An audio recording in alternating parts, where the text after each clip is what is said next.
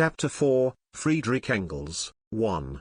Office and Barracks. Friedrich Engels was born on the 28th of November, 1820, in Barmen. Like Marx, he did not acquire his revolutionary opinions in the home of his parents, nor was he driven into revolutionary paths by personal indigence, but by high intelligence. His father was a well-to-do manufacturer of conservative and orthodox views, and religiously Engels had more to overcome than Marx. He attended high school in Elberfeld, but left a year before his finals to enter business life. Like Freiligrath, he became a very capable businessman without his heart ever having been in this damned business, as he called it. We make his acquaintance for the first time in the letters he wrote as an 18-year-old apprentice in the office of Consul Leupold in Bremen to the brothers Graeber, two of his school friends who were then studying theology. There is not much about business in these letters except remarks like the following, which is found in one of them.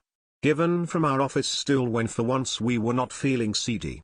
The youthful Engels, like the later Engels, was a convivial drinker, and although he never gave himself up to reverie like Hoff, or sang like Heine, he tells us with robust humor of the drinking bouts at which he was present within the time-honored walls of the Bremen Ratskeller.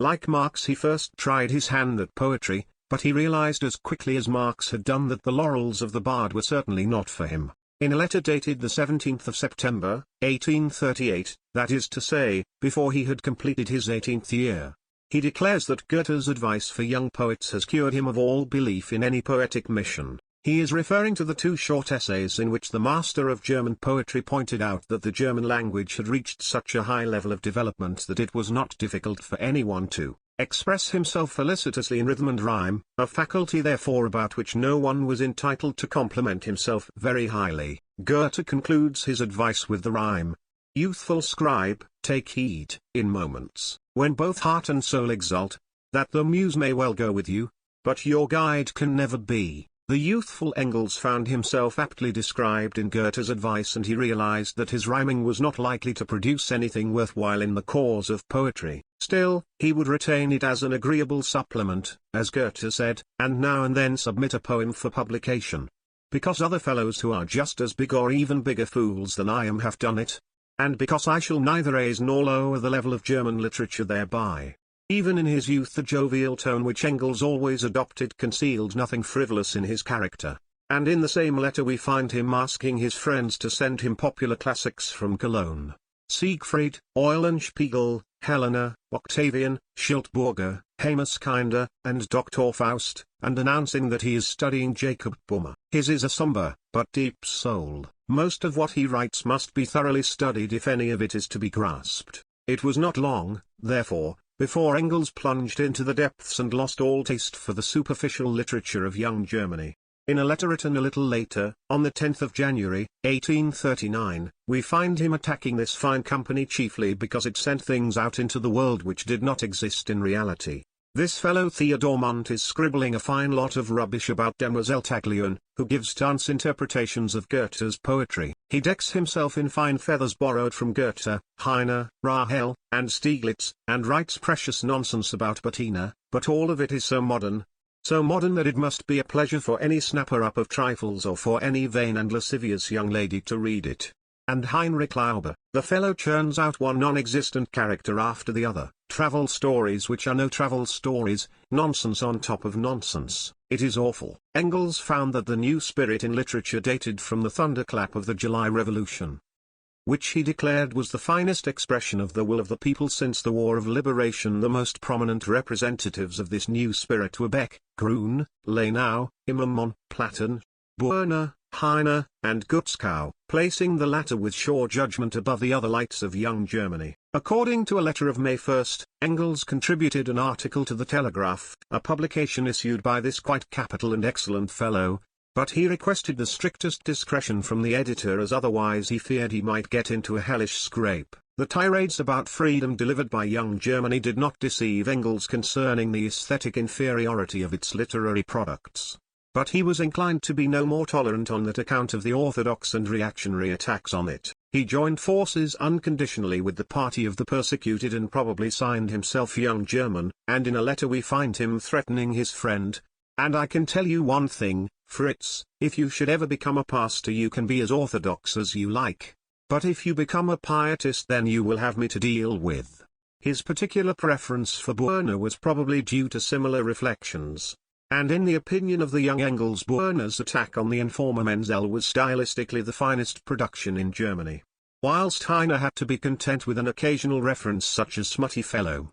Feelings ran high against Heine in those days, and even the young Lassalle wrote in his diary, "And this man has abandoned the cause of freedom. This man has torn the Jacobin cap of liberty from his head and pressed a gallooned hat upon his noble locks." However, neither Boerner nor Heine, nor any other poet guided Engels into the path his life finally took, and his fate alone molded him into the man he became. He was born in Barmen, one of the strongholds of German Pietism, and lived in Bremen, the other. His liberation from these bonds marked the beginning of that great struggle for emancipation which filled his whole life. Still struggling with the beliefs of his childhood, we find him speaking with unusual gentleness. "I pray every day, indeed almost all day, for truth, and I have done so ever since I began to doubt, but still I cannot go back to your belief. The tears are welling up as I write. I am deeply moved, but I feel that I am not lost, that I shall find my way to God, for whom I long with my whole heart. And that is also a manifestation of the Holy Ghost, my life on that, and if the Bible says the contrary 10,000 times." In these mental struggles Engels developed from Hengstenberg and Krummacher, the leaders of contemporary orthodoxy, to David Strauss, putting up on the way for a while with Schleiermacher, but seeking temporary support from him rather than a permanent basis. And then he confessed to his theological friends that there could be no going back for him. An upright rationalist might be able to abandon his natural explanation of miracles and his shallow moralizing in order to crawl back into the straitjacket of orthodoxy.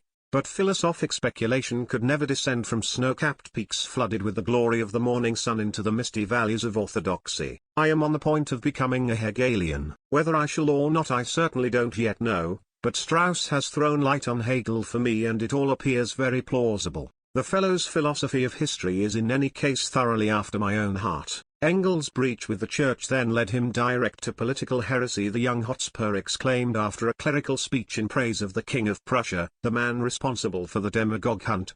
"I expect something good only of that prince whose head is sore from the buffets of his people and whose palace windows are crashing in under the stones of the revolution." With such ideas Engels was of course already far beyond Gutzkau's telegraph and in the orbit of the Deutsche Jahrbucher and the Rheinische Zeiten. He contributed occasionally to both these publications, whilst he was in Berlin serving his year with the Artillery Guards from October, 1841, to October, 1842. Quartered in the Kupfergraben barracks not far from the house in which Hegel lived and died. Probably out of consideration for the feelings of his conservative and orthodox family he had adopted the pen name of Friedrich Oswald, and whilst he was wearing the king's uniform he was compelled to retain it for still more cogent reasons. On the 6th of December, 1842, Gutzkau wrote a consoling letter to a writer whom Engels had sharply criticized in the Deutsche Jahrbucher. "The disservice of having introduced F. Oswald into literature is unfortunately mine. Years ago a young businessman named Engels sent me letters from Bremen about matters in the Wuppertal. I corrected his matter, struck out the personalities when they were too glaring, and printed it. After that he sent me further stuff, but I always had to rewrite it, and then suddenly he forbade me to make correction in his work, began to study Hegel and went off to other journals. Only a little while before his criticism of you appeared I had sent him 15 thaler to Berlin. That is always the way with these young fellows, they owe us thanks for having taught them to think and write, and then their first independent act is intellectual parricide. Naturally, this evil would not flourish so if the Rheinische Zeitung and Ruhe's paper did not cater to it. This is certainly not the groaning of the old Moor in the Hunger Tower, but rather the horrified cackle of an old hen when she sees the duckling she has hatched out swim cheerfully away from her. Engels had been a capable servant of commerce in his office, and in the barracks he became a capable soldier. From his service days until the end of his life military science was one of his favorite studies. Close and constant contact with practical daily life made up for what his philosophic consciousness lacked in speculative depth.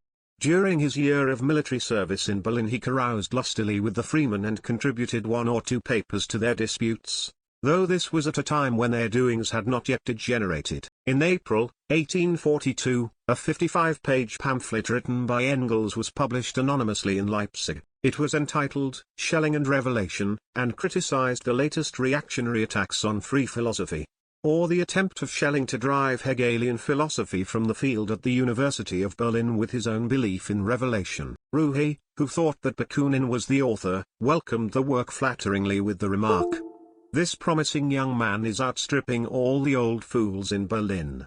The work, in fact, represented philosophic young Hegelianism in its extremist consequences, but other critics were not being unreasonable when they declared that it was characterized less by trenchant criticism than by poetic philosophic exuberance. At about the same time and under the fresh impression of Bruno Bauer's dismissal, Engels published A Christian Epic in 4 cantos satirizing the triumph of belief over the arch-Satan to the great horror and dismay of the latter. It was published in Neumünster near Zurich, and in it Engels made full use of the privilege of youth to despise carping criticism. The verses in which he describes himself and Marx, with whom he had not yet come into personal contact, give us some idea of his manner.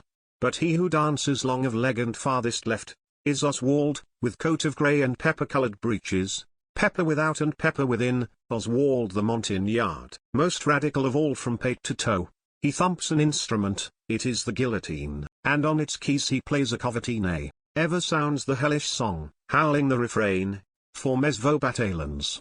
O arms, who charges on his tracks with reckless rage, a dark-browed fellow from Trier, a thorough rip, who neither walks nor hops, but springs upon his heels, and stretches high his arms into the air, as though his wrath would seize at once the mighty tent of heaven and tear it to the earth. With clenched and threatening fist he rages without rest, as though 10,000 devils were dancing on his chest. When his year of military service was at an end in September, 1842, Engels returned home and 2 months later left for England to become a clerk in the office of the big spinning firm of Ehrman and Engels, in which his father was a partner. On his way to England he passed through Cologne and made the acquaintance of Marx in the editorial offices of the Rheinische Zeitung. However, this first meeting was cool, for Marx was about to break off relations with the Freemen, and he regarded Engels as one of their supporters, whilst Engels was prejudiced against him by letters from the brothers Bauer.